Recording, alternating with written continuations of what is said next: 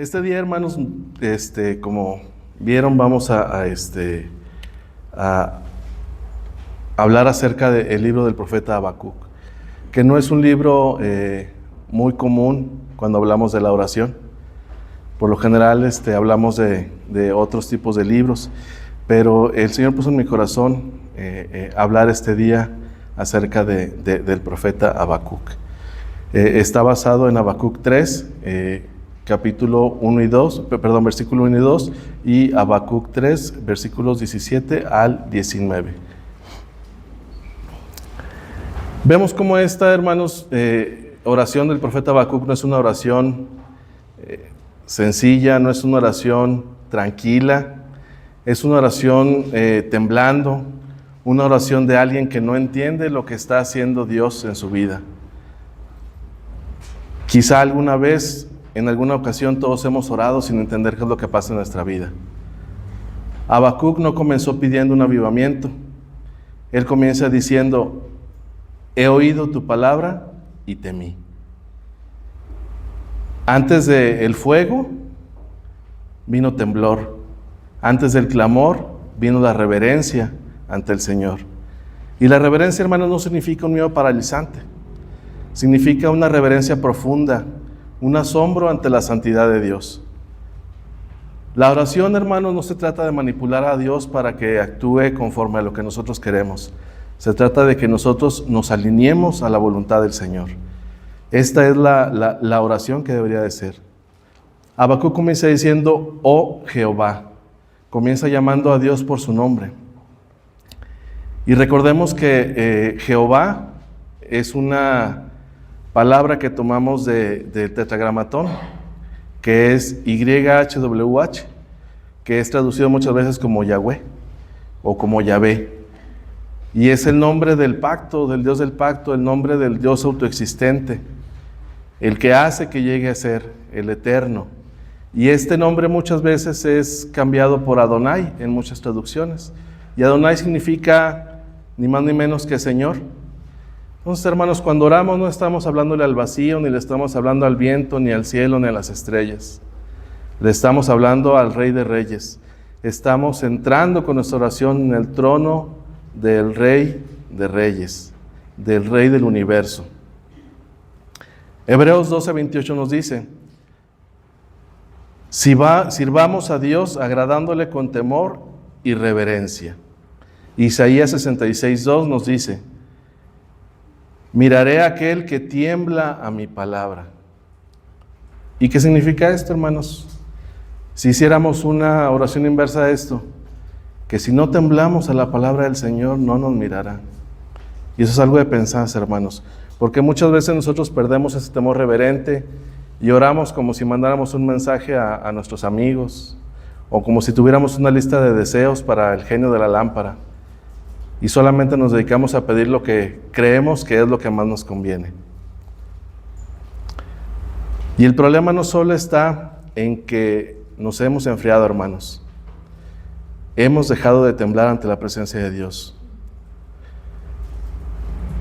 Estamos tan acostumbrados a ser autosuficientes que ya no dejamos las cosas en manos de Dios. Tanto hombres como mujeres, vemos que ahora cada quien tiene su movimiento y cada quien cree que puede hacer lo mejor para su persona. Creen que pueden resolver su vida y olvidamos que tenemos que dejar las cosas siempre en manos de Dios. Nos hemos acostumbrado a lo santo, lo vemos como algo común, algo cotidiano, algo sin importancia. Hemos perdido el asombro ante los milagros diarios del Señor en nuestra vida. Olvidamos que el simple hecho de estar despiertos es un milagro de parte del Señor. Entramos al templo muchas veces secos y salimos de la misma manera, no nos llevamos nada. Hebreos 12:28 nos dice: sirvamos a Dios con temor y reverencia, porque nuestro Dios es fuego consumidor. Hermanos, Dios no es común, Dios no es rutinario, Dios es santo, y cuando el temor se pierde, la disciplina se debilita. Hubo momentos en la historia donde el poder de Dios era tan evidente, hermanos, que nadie se atrevía a moverse. Un ejemplo lo encontramos en el ministerio de Jonathan Edwards, un predicador del siglo XVIII. No era el volumen de la predicación lo que hacía que estuvieran inmóviles. No era el volumen lo que hacía que se estremecieran. Era la santidad de Dios que estaba presente. Él leía sus sermones con voz tranquila, pero hombres duros lloraban aferrados a los bancos. No por la música, no por las luces, no por la manipulación, ni siquiera por el predicador. Era porque la santidad de Dios se hacía real.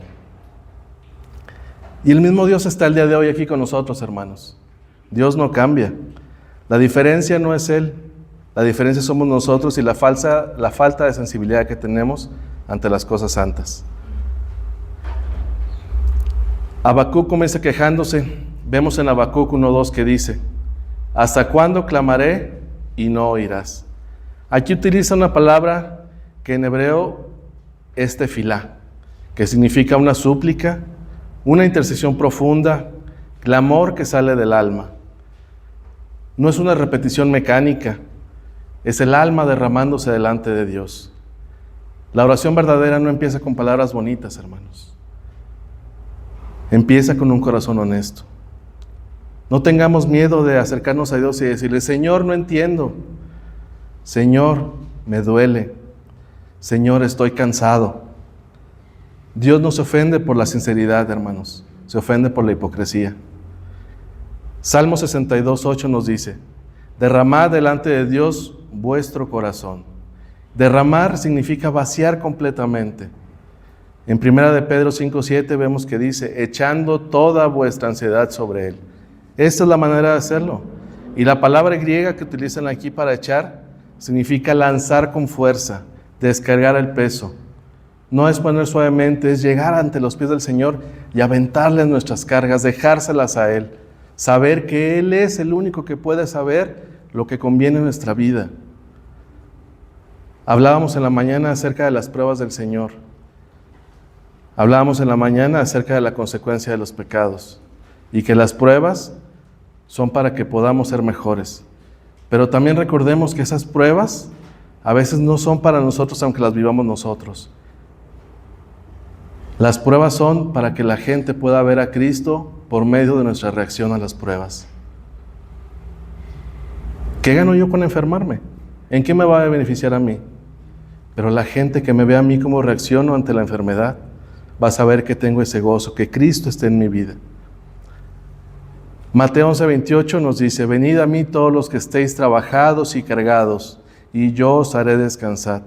Llevar mi yugo sobre vosotros y aprended de mí, que soy manso y humilde de corazón, y hallaréis descanso para vuestras almas, porque mi yugo es fácil y ligera mi carga. Y parecería una contradicción que una carga sea ligera y que un yugo sea fácil de llevar. Pero sabemos que el Señor, dentro de su promesa de sufrimiento, nos promete el gozo. Habacuc vivía en una época de crisis, de injusticia, de violencia y un aparente silencio de parte de Dios. Pero en lugar de enfriarse, ¿qué hizo Habacuc? Vemos que en el capítulo 1, Habacuc le reclama a Dios, pero no le reclama por pensar que Dios está mal, le reclama porque sabe que no entiende lo que está pasando en su vida. En el capítulo 2 vemos cómo ya está esperando una respuesta de Dios. Y en el capítulo 3 termina adorando con pasión. Y es el proceso que debemos de seguir nosotros. Orar, esperar y adorar, independientemente del resultado que tenga este proceso. Vemos que Él no pierde su fuego, aunque no entiende el proceso. Habacuc 3:17-18 dice: aunque todo falte, con todo yo me alegraré en Jehová. Y vemos que la adoración que tiene Habacuc no depende del resultado, no depende de lo que Dios le vaya a dar. Apocalipsis 2:4 nos dice: has dejado tu primer amor. Vemos un mensaje a la iglesia de Éfeso. Vemos que tenían una doctrina correcta, como muchas iglesias, que trabajaban mucho, como muchas iglesias, que resistían al mal, como muchas iglesias, pero a pesar de eso habían dejado su primer amor. No era falta de actividad, era falta de pasión por Dios. Por eso no importa si venimos a todos los cultos, no importa si nos apuntamos en todas las actividades y en todos los ministerios. Si no tenemos esa pasión por el Señor, vamos a estar viviendo en tibieza espiritual.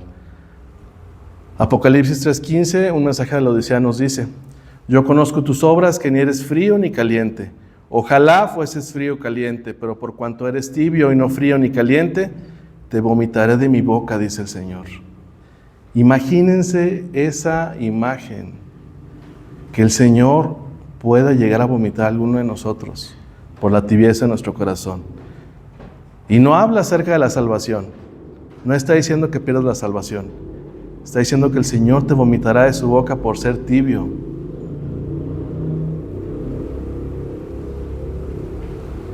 Cuando somos fríos, no hay un rechazo abierto a Dios, pero tampoco hay pasión, no somos calientes.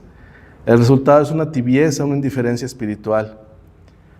Y el Señor dice en Apocalipsis 2:4, pero tengo contra ti que has dejado tu primer amor. Y veamos bien esto, no dice que lo perdimos, dice que lo dejamos. No es un accidente la frialdad, hermanos, es un descuido por parte de nosotros. No dejamos de venir al templo un día, dejamos de venir esporádicamente y se hace costumbre. No dejamos de orar de golpe, solo empezamos a orar menos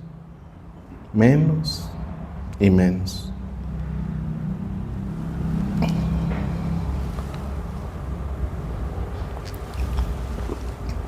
La tibieza no es debilidad, es una indiferencia, no es una caída escandalosa, es apatía silenciosa.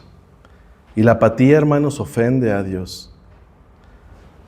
Nos acostumbramos a cantar bajito, para que no me oigan que canto feo. A Dios no le interesa cómo cantas, hermano. A Dios le interesa que le adores, que grites cuando pronuncias su nombre. Nos acostumbramos a cultos tibios, sin quebranto, a predicaciones ligeras, sin peso, que no ofendan para que no se vayan los hermanos, para que no se espanten los visitantes y quieran regresar. Nos acostumbramos a oraciones sin lágrimas. Pero hermanos, no podemos ni debemos cambiar la palabra de Dios a nuestra conveniencia, a nuestro humor o a nuestra necesidad. Si predicamos el amor, no podemos olvidarnos de la ira del Señor. Si predicamos de la misericordia, no podemos olvidar hablar de lo que Él aborrece. Si hablamos sobre el cielo, tenemos que hablar sobre el infierno. No podemos contar solamente la mitad de la historia. Hechos 20:27 nos dice: porque no he rehuido anunciaros todo el consejo de Dios. No solo una parte, ni lo que me gusta, ni lo que me conviene, ni lo que me va a hacer popular. Todo el consejo de Dios. El respeto y el temor no se alejan de una manera ruidosa, hermanos. Se van retirando en silencio sin darnos cuenta. Nos vamos enfriando y apagando poco a poco sin siquiera darnos cuenta. Mateo 6:6 dice: entra en tu aposento. La única manera en que el fuego se note en público es cuando la adoración privada tiene fuego. Jeremías 29:3 dice: me buscaréis de todo vuestro corazón. Y esta es la única manera en que podemos y debemos buscar al Señor. Hermanos, si no hay disciplina, no habrá fuego. Si no hay constancia, no habrá profundidad. Si no hay adoración diaria, no va a haber autoridad espiritual en nuestra vida.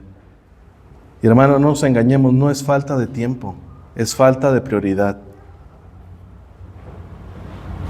1 Timoteo 4:7 dice: ejercítate para la piedad. La disciplina no es una emoción, es una decisión. Debemos orar aunque estemos cansados, aunque no tengamos ganas. Debemos buscar a Dios aunque no tengamos ánimo. La adoración no es opcional para el cristiano, la adoración es vital. La oración no es solamente un programa, no es un ministerio solamente, no es relleno en el culto, ni siquiera es una tradición bautista. Es dependencia absoluta, es la vida del creyente. En alguna ocasión nuestro hermano Jonás nos comentaba que expertos han relacionado la palabra Yahvé con la respiración del ser humano. La forma en la que exhalamos e inhalamos, sin siquiera pensarlo, repetimos el nombre de Dios. Y más un cristiano debe de hacerlo. Con su oración debe hacer de una manera consciente. Si somos creyentes pero no oramos, podemos ser estratégicos pero no espirituales, activos pero secos, religiosos pero vacíos. Hoy se nos pregunta, ¿clamas? ¿Intercedes? ¿Te quebrantas? Habacuc comenzó confundido y terminó adorando. Hermanos, la oración no siempre va a cambiar nuestra circunstancia, pero siempre va a cambiar nuestro corazón. La finalidad de la oración no es recibir algo de Dios, es adorarle, es hablar con Él, es acercarnos. Habacuc 3:2 nos dice, oh Jehová, aviva tu obra en medio de los tiempos. Aviva tu obra. La palabra hebrea es chayá, significa dar vida, resucitar, restaurar lo que parece muerto. Y Habacuc no pide prosperidad, hermanos, no pide comodidad, no pide para él, pide que se avive la obra del Señor. Qué diferente a las oraciones que tenemos comúnmente. Y hablo por mí. ¿Cuándo fue la última vez que oramos? Señor, aviva tu iglesia. Señor, aviva mi vida espiritual. Señor, aviva mi matrimonio. Señor, aviva mi familia. No solamente, Señor, dame más, sino, Señor, enciéndeme. El Salmo 85:6 nos dice, no volverás a darnos vida. Y Efesios 5:14 nos dice, despierta tú que duermes. La palabra que se utiliza aquí es también la misma que se utiliza para resurrección. La oración despierta lo que está dormido. Habacuc 3:2 nos dice más adelante, en la ira acuérdate de la misericordia. Y aquí encontramos el corazón mismo del Evangelio, hermanos. Habla de la compasión profunda, entrañable. Habacuc sabe que viene el juicio, pero clama por misericordia. Santiago 2:13 nos dice, la misericordia triunfa sobre el juicio. Y vemos cómo el lugar donde la ira y la misericordia de Dios se encontró fue la cruz. Dios no ignoró el pecado. Lo juzgó en Jesucristo en lugar de juzgarlo sobre nosotros. Pero no solo eso, sino que extendió la misericordia al pecador arrepentido. La oración de Habacuc termina en gozo. Aunque la higuera no florezca, ni en las vides haya frutos, aunque falte el producto del olivo, y los labrados no den mantenimiento, y las ovejas sean quitadas de la majada, y no haya vacas en los corrales, con todo yo me alegraré en Jehová, y me gozaré en el Dios de mi salvación. Jehová el Señor es mi fortaleza, el cual hace mis pies como de ciervas, y en mis alturas me hace andar. Esta es una oración madura que no depende del resultado. Y el gozo, hermanos, no nos hace negar la crisis. El gozo nos hace tener confianza en medio de ella. Aviva tu obra. Que esa sea nuestra oración, hermanos. Señor, en medio de la crisis, aviva. En medio del pecado, ten misericordia. En medio del juicio, recuerda tu gracia. En medio de mi sequedad, dame vida. Porque la oración no debe ser el último recurso del creyente, hermanos. Debe ser lo primero. La oración no debe ser una tabla de salvación para nosotros. Debe ser nuestro primer recurso en el problema, en la preocupación, en la prueba, pero también en el gozo, en la felicidad. En todo, lo primero que debemos de hacer es orarle al Señor para pedirle, para agradecerle, para hablarle simplemente. La oración debe ser una constante en la vida del creyente.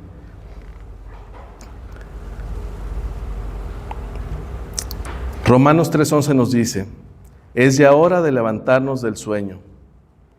Despertemos, hermanos.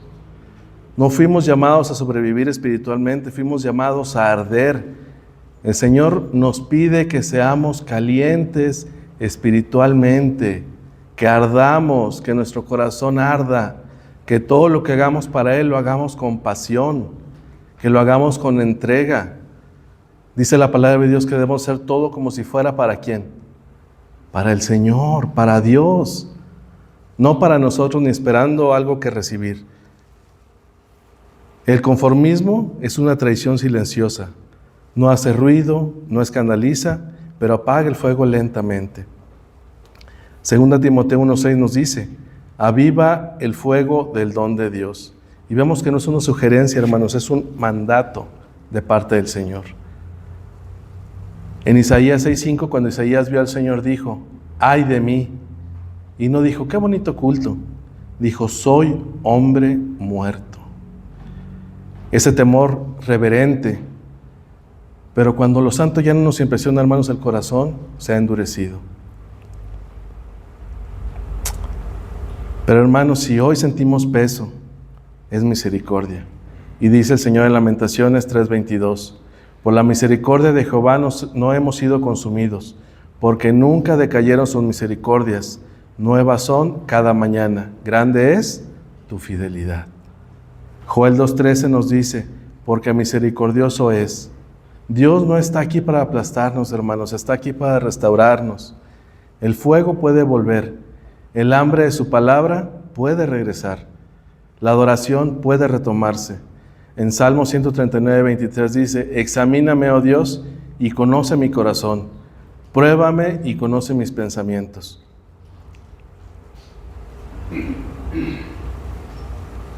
Debemos acercarnos al Señor, hermanos, y decirle, Señor, si es el caso, perdí el temor. Señor, me acostumbré a lo santo. Señor, descuidé tu adoración.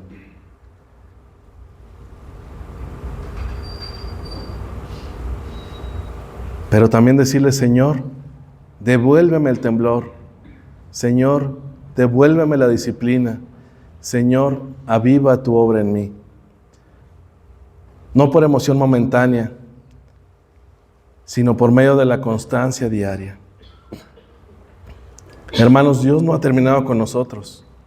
No por el hecho de estar sentados aquí quiere decir que somos una obra concluida del Señor.